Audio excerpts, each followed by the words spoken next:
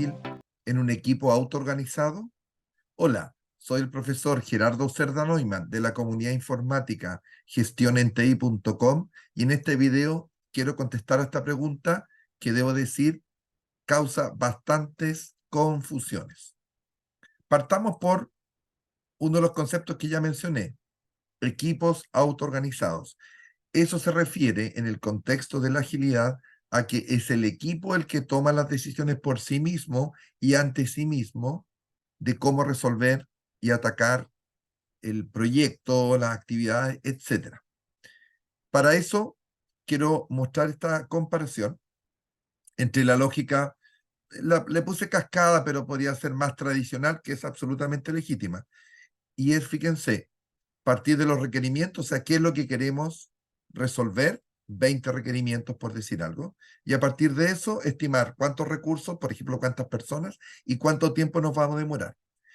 Ese enfoque funciona razonablemente bien cuando los requerimientos están claros, bien definidos, bien entendidos, el equipo tiene una buena interacción, una buena productividad y no aparecen requerimientos nuevos.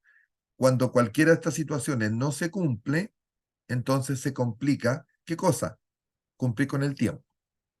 Porque obviamente que cuando yo estimo cuántas personas, qué personas, para armar el equipo en función de los requerimientos, supongo cierta productividad, supongo cierto nivel o ritmo de avance, y si eso no se cumple, obviamente el proyecto se va a atrasar. Y ahí es cuando ocurre esta situación tan indeseable, y es que para que se cumpla la fecha empiezan las presiones sobre tiempo, agotamiento, no respetar descansos, fines de semana, etcétera.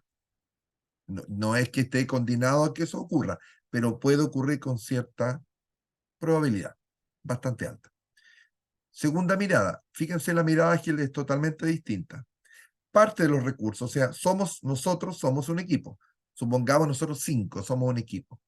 Y se define un tiempo, vamos a trabajar un mes, 2 meses, algo de tiempo se define. Entonces, partiendo que somos nosotros y que el tiempo ya se ha estimado o se ha definido, entonces lo que definimos es cuánta funcionalidad, o sea, cuánto working software, cuánto software funcionando podemos entregar. Fíjense que es al revés. Y ustedes dirán, bueno, ¿y qué pasó con la productividad que se supone esto? Esa es la diferencia. Que nosotros, como somos un equipo autoorganizado, puede ser que nos acabamos de constituir. Por lo tanto, ¿podemos saber nuestra productividad? No, no podemos saber. Entonces, nosotros como equipo, el tiempo que hemos definido nos permite definir o llegar a una cierta, podríamos decir, cantidad de funcionalidad. Veamos cómo trabaja esto. Cuando decimos que somos un equipo ágil, queremos decir, a diferencia de un equipo tradicional, en el cual hay una jerarquía, hay un jefe de proyecto, un jefe de equipo, que como siempre digo en mis capacitaciones, permite que el resto esté más tranquilo, porque mientras estemos bien con nuestro jefe de equipo, él absorbe la presión, las exigencias y pone la cara, por así decirlo, frente a nosotros donde corresponda, porque lógicamente este jefe de proyecto o jefe de equipo tiene que reportar a alguien, alguna jefatura, alguna gerencia o algo por el estilo. En cambio, fíjense en el equipo ágil, autoorganizado, o sea, nosotros, como decimos, definimos qué vamos a hacer, cómo lo vamos a hacer.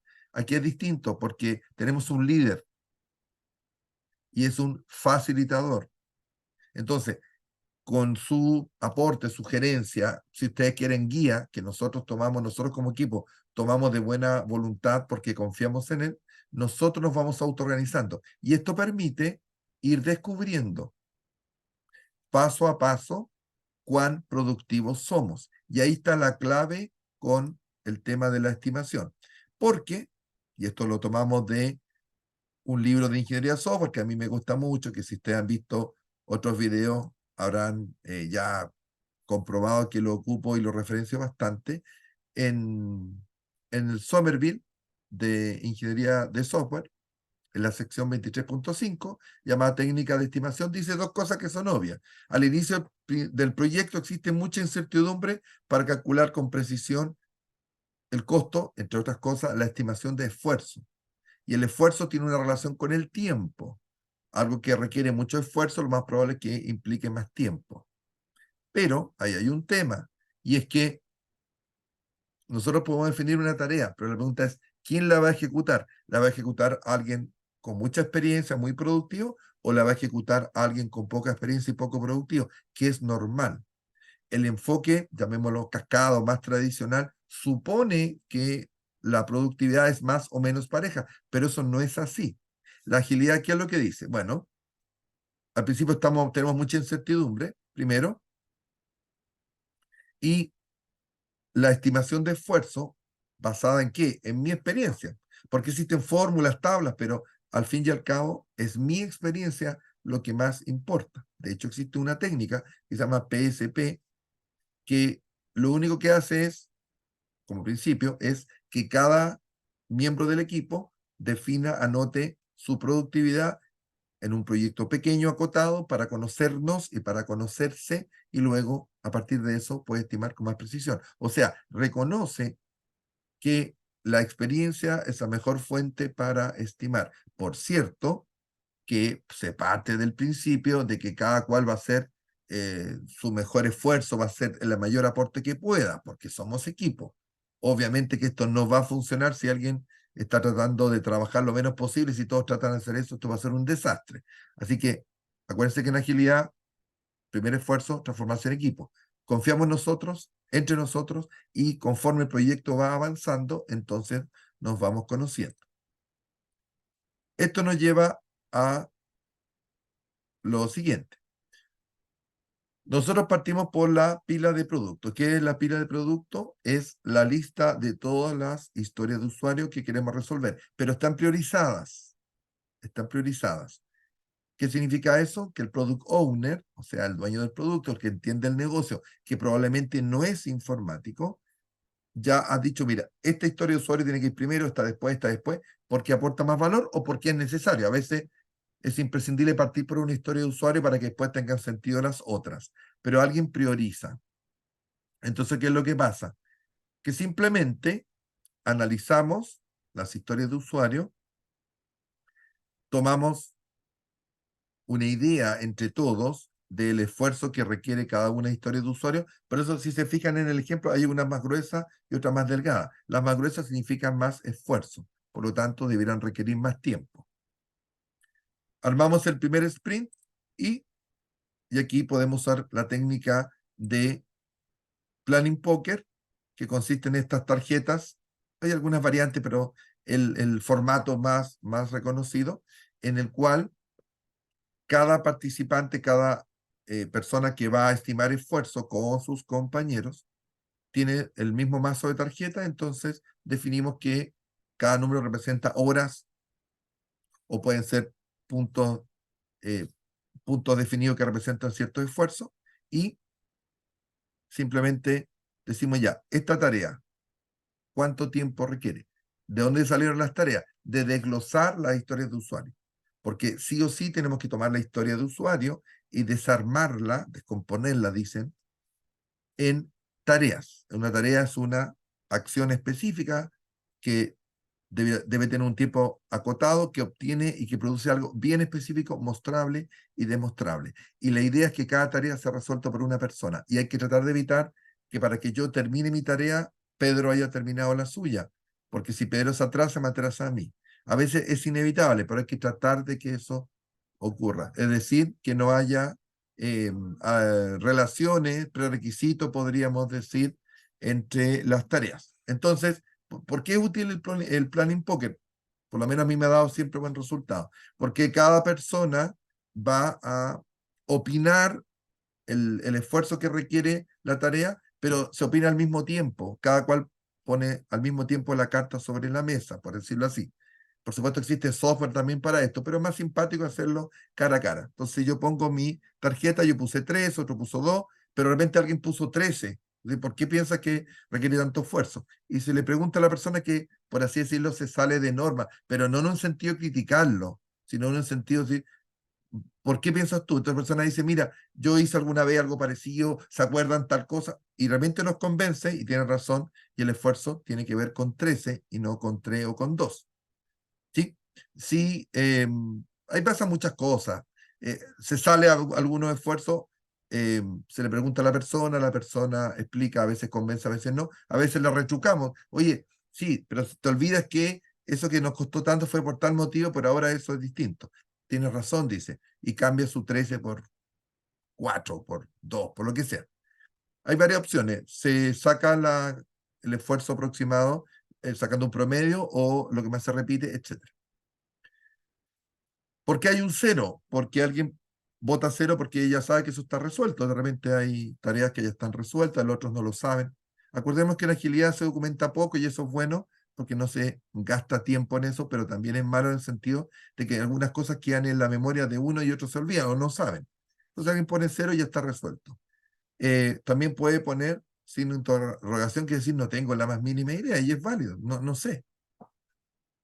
Yo tengo mi área de especialidad, pero hay temas que sé muy poco, entonces la verdad prefiero ni opinar porque puedo distorsionar el resultado. ¿Sí? ¿Y cuál es la que queda? Bueno, el, la tarjetita o la carta que tiene una cafetera.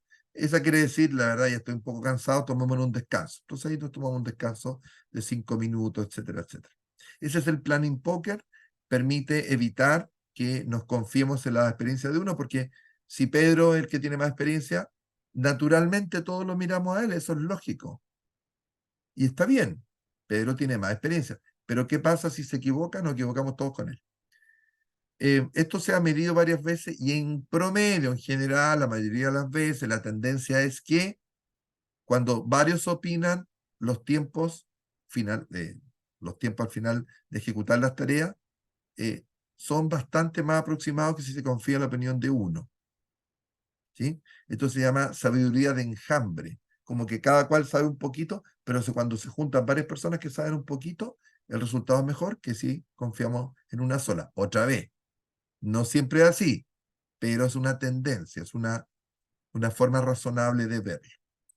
Entonces, dijimos que vamos a tomar la historia de usuario y vamos a desarmarla. Entonces, lo típico es que una historia de usuario habla de la gestión de los usuarios en el software, no sé qué. Perfecto. Eso significa añadir o modificar usuario y buscar usuario. Pero todavía están a un nivel muy alto de detalle. O sea, buscar usuario, por ejemplo, implica muchas cosas. ¿Sí? Eso es lo que se llama una épica. La épica es cuando pensamos que es una tarea, o sea, algo bien acotado, pero no es acotado.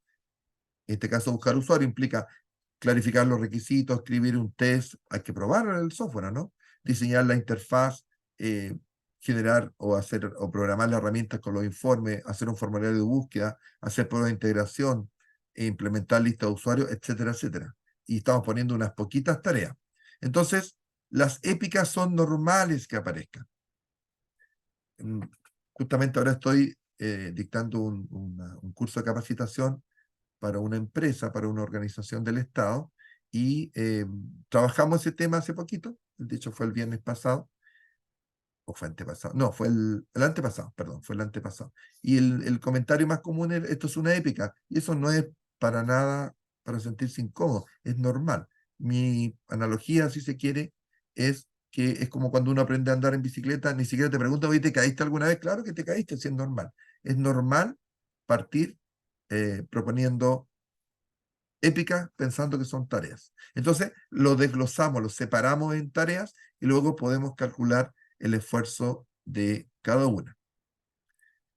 El esfuerzo tiene que ver con la complejidad de resolverlo. Entonces, vamos ahora con, aquí tenemos las mismas historias de usuario que habíamos escogido para el sprint, planificamos el sprint y llegamos a esta cantidad de esfuerzo.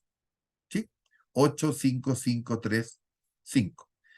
¿Por qué incluimos todo esto? Porque suponemos que somos capaces de resolverla. Entonces, suponemos que podemos tener una velocidad.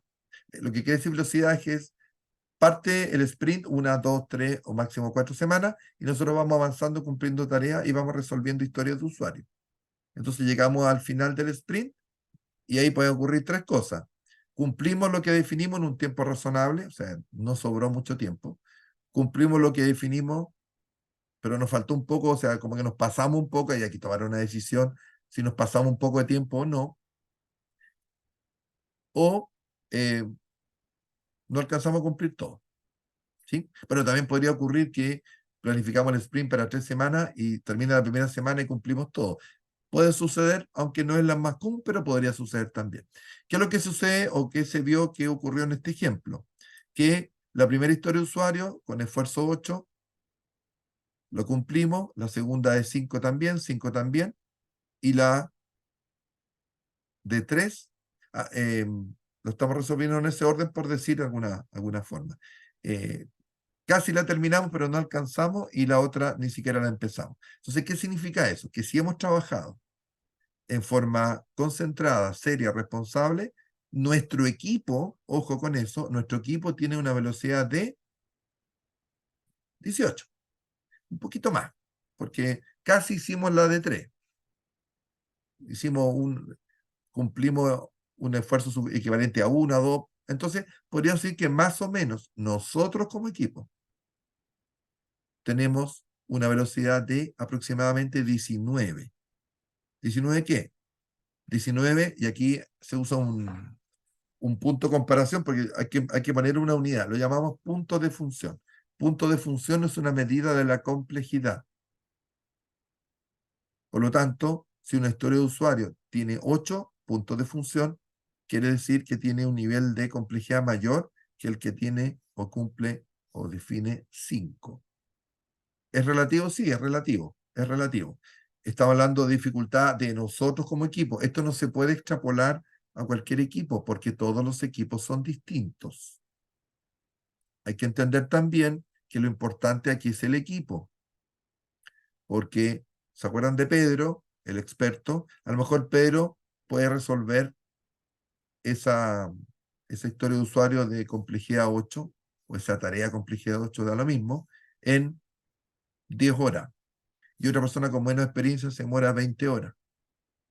Pero lo importante acá no es cuánto se demora el que más sabe o el más experto o el más productivo y cuánto el menos. Lo importante es el equipo. Y esos 19 puntos de función de velocidad que sabemos que logramos es lo que nosotros como equipo podemos hacer. Y aquí estamos planificando como equipo. Por eso es tan importante que los equipos de ágiles no se desarmen hasta que termine el proyecto, y ojalá no se desarmen nunca, porque en el próximo proyecto ya nos conocemos más y tenemos una mirada mucho más clara si seguimos teniendo una velocidad de 19 para el nivel de dificultad o de esfuerzo que nosotros hemos definido o identificado, o vamos mejorando, porque es lógico que el equipo se va compenetrando. Los que tienen menos experiencia obviamente adquieren más experiencia, se ponen más productivos, y por lógica esta velocidad va a aumentar, ya no va a ser 19, va a ser 20, 25, o vamos a llegar a los 26 que hubiéramos necesitado para cumplir todas las historias de usuarios que pusimos en el sprint 1. Entonces, identificamos las historias de usuario, las priorizamos, las analizamos, vemos cuántas vamos a incluir en el sprint. Para saber eso, tenemos que desarmar en las tareas que implica resolver cada historia de usuario. Luego ver el esfuerzo que requiere cada tarea. Por lo tanto, la suma de las tareas es la suma del esfuerzo de la historia de usuario, y en el primer sprint tomamos una decisión como grupo autoorganizado de cuánto somos capaces de avanzar, cuánta funcionalidad podemos crear. ¿Se acuerdan del triángulo? ¿Cuánta funcionalidad podemos aportar o crear? A partir de eso hacemos el primer sprint, no va a salir muy bien, no importa, es aprendizaje. Y eso es lo importante en la agilidad. Siempre estamos aprendiendo y mejorando como equipo. Acuérdense que en la reunión de retrospectiva, cuando analizamos qué fue lo que ocurrió, por qué no nos funcionó, por qué pensábamos que íbamos a poder y no pudimos, por ejemplo, por qué pensábamos que íbamos a poder resolver 26 puntos de función y resolvimos solamente más o menos 19, ahí tenemos que mirarnos las caras y darnos cuenta que nos falta esto, otro, nos equivocamos aquí, nos equivocamos allá, y vamos probando y vamos mejorando como equipo, porque somos equipo. Y por lo tanto, la velocidad estimada es del equipo. Después va a ir mejorando otra vez como equipo. Por eso tenemos que idealmente permanecer como equipo. Por eso es que la agilidad parte que el equipo ya está formado, que hay un cierto tiempo para el proyecto, y luego ve cuánto puede aportar, generar crear funcionalidad. ¿Ya? Entonces, con estos 19 puntos de historia que logramos, podemos pasar al sprint 2, hacer de nuevo lo mismo, identificar la historia de usuarios que todavía no están resueltas, priorizadas, empezar a estimar el esfuerzo, usar Planning Poker, por ejemplo. Hay personas que usan otras técnicas basadas en nuestra experiencia y decir, bueno, con nuestra velocidad actual, esto es lo que somos capaces de resolver. Vamos con el sprint 2. Y ahí pueden ocurrir dos cosas. Una, que no son excluyentes. Una es que cada vez podamos eh, generar o hacer sprint con más puntos de función, o puntos de historia, perdón, puntos de historia, y lo otro es que vamos a ir mejorando cada vez más nuestra productividad. Entonces, ya no solo va a ser Pedro el experto, el más productivo, sino que Juan también, y Diego también, y María también, y así vamos a ir mejorando como equipo, porque eso es lo que queremos lograr con la agilidad. Confío que esta breve presentación haya clarificado el tema. Somos equipos autoorganizados, nosotros vemos cuál es nuestra velocidad. No tiene ningún sentido que venga alguien y nos diga, tienen que resolver estas 4 historias de usuario, pero ¿quién eres tú, digamos? Puede tener razón, no puede tener razón, pero nosotros no podemos aceptar eso porque tenemos que conocernos primero como equipo. Como somos equipo, vamos a hacer el esfuerzo máximo, vamos a determinar cuántos puntos de función, perdón, puntos de historia somos capaces de eh, resolver, y a partir de eso vamos a ir avanzando cada vez con más confianza porque cada vez nos vamos a conocer más. Y como somos autoorganizados, nos vamos a dar cuenta nosotros que somos capaces de resolver. Al conocernos más, al ir resolviendo, vamos a madurar como equipo y por lo tanto vamos a crecer. Vamos a ser cada vez mejores equipos. Bueno, eso es. Muchas gracias por acompañarme hasta el final. No olviden suscribirse si no están suscritos, darle la campanita, darle like, compartir y comentar. Y eso, el canal. Ahí está la URL de la comunidad, www.gestionenti.com. Se inscriben, es gratuito, descargan de inmediato material de alta calidad, tienen derecho a una cantidad de puntos, con eso van a la tienda y ahí pueden bajar de precio varios productos y algunos incluso quedan gratis. Así que bienvenidos si no están aún en la comunidad, y para aquellos que ya están, me alegra que nos sigan acompañando. Para terminar, no olviden que los expertos de gestión en TI ponemos a tu disposición el conocimiento que requieres para mantenerte actualizado. Muchas gracias y será hasta un próximo video. Hasta luego.